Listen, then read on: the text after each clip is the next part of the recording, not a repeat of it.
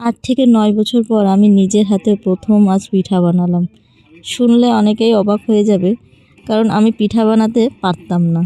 আজ আমি নিজেই চেষ্টা করে পিঠা বানালাম, আর পিঠাগুলো কিন্তু খুবই ভালো হয়েছিল। আর এতদিন বানাইনি, কারণ আমার শাশুড়ি মা আর আমার মাই দুজন আমাকে পিঠা বানিয়ে খাওয়াতো। আমি নিজে কখনো বানানোর প্রয়োজন মনে করিনি। তো আজকে ভাবলাম আমি নিজেই একটু চেষ্টা করে দেখি কেমন হয়। তো পিঠাগুলো কিন্তু খুবই ভালো হয়েছিল, আর সবাই ভীষণ প্রশংসা করছিল। আর আমার তো খুব আনন্দ হচ্ছিল। ৮ থেকে ৯ বছর পর আমি নিজের হাতে প্রথম আজ পিঠা বানালাম। শুনলে অনেকেই অবাক হয়ে যাবে, কারণ আমি পিঠা বানাতে পারতাম না। আজ আমি নিজেই চেষ্টা করে পিঠা বানালাম, আর পিঠাগুলো কিন্তু খুবই ভালো হয়েছিল। আর এতদিন বানাইনি, কারণ আমার শাশুড়ি মা আর আমার মাই দুজন আমাকে পিঠা বানিয়ে খাওয়াতো। আমি নিজে কখনো বানানোর প্রয়োজন মনে করিনি। তো আজকে ভাবলাম আমি নিজেই একটু চেষ্টা করে দেখি কেমন হয়। তো পিঠাগুলো কিন্তু খুবই ভালো হয়েছিল, আর সবাই ভীষণ প্রশংসা করছিল। আর আমার তো খুব আনন্দ হচ্ছিল। ৮ থেকে ৯ বছর পর আমি নিজের হাতে প্রথম আজ পিঠা বানালাম।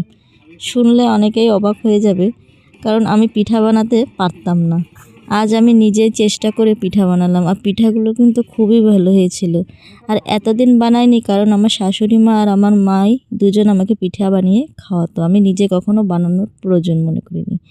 তো আজকে ভাবলাম আমি নিজেই একটু চেষ্টা করে দেখি কেমন হয়।